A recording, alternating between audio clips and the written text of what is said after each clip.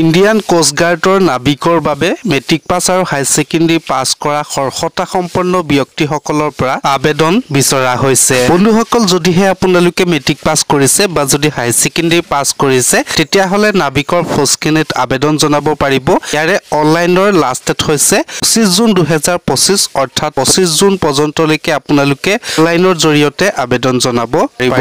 বন্ধুসকল, Indian coast গাৰ্ডৰ নাবিকত যদি আবেদন কৰিব বিচাৰে এলিজিবিলিটি কণ্ডিশ্যন হৈছে আপোনালোকে মেল কেণ্ডিডেট হ'ব লাগিব।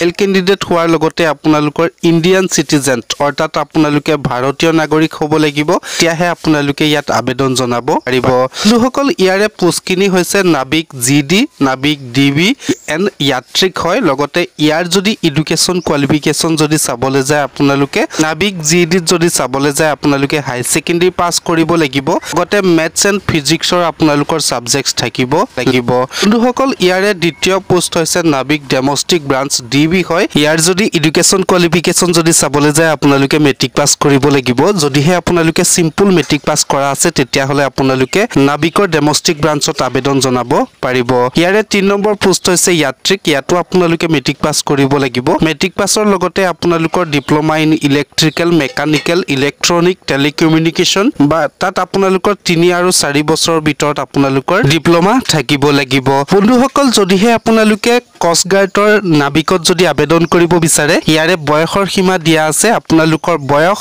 18 বছৰ বয়সৰ পৰা 22 বছৰ বয়সৰ মাজত হ'ব লাগিব। তেতিয়াহে আপোনালোকে ইণ্ডিয়ান কোষ্ট গাৰ্ডৰ সেই পদখিনিত আবেদন জনাব পাৰিব। বন্ধুসকল, ইয়াৰে নাবিকৰ GDত যদি আবেদন কৰিব বিচাৰে আপোনালোকৰ বয়স 1 আগষ্ট 2004 চনৰ পৰা 1 আগষ্ট 2008 চনৰ ভিতৰত আপোনালোকৰ বয়স থাকিব লাগিব। তেতিয়াহে আপোনালোকে সেই পদখিনিত আবেদন জনাব পাৰিব। লগতে যাত্ৰীকত যদি আবেদন কৰিব বিচাৰে 1 মাৰ্চ 2004 চনৰ পৰা 1 মাৰ্চ 2006 চনৰ ভিতৰত আপোনালোকৰ বয়স হ'ব লাগিব। তেতিয়াহে আপোনালোকে সেই পদখিনিত আবেদন জনাব পাৰিব।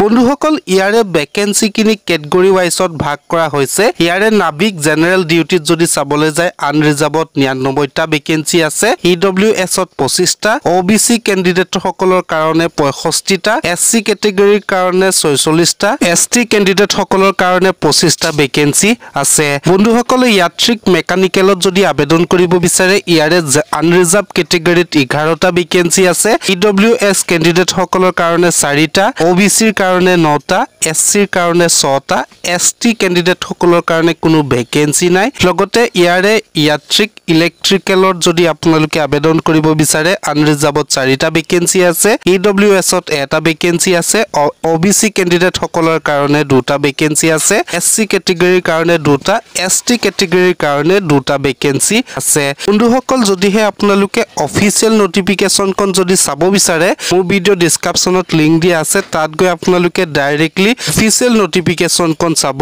পাৰিব।